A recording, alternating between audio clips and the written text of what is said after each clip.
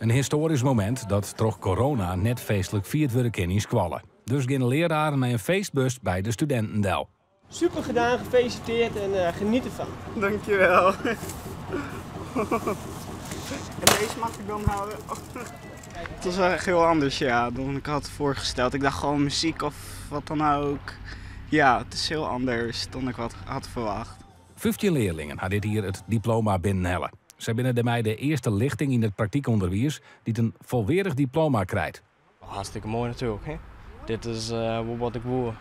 Ik kon slagen en dan aan het werk en dan een mooi leventje leven. Hè? Droge diploma's staan de leerlingen sterker op de arbeidsmarkt. Maar dat is net de enige weerde. Het is een verschil in eerste instantie alleen al gevoelsmatig.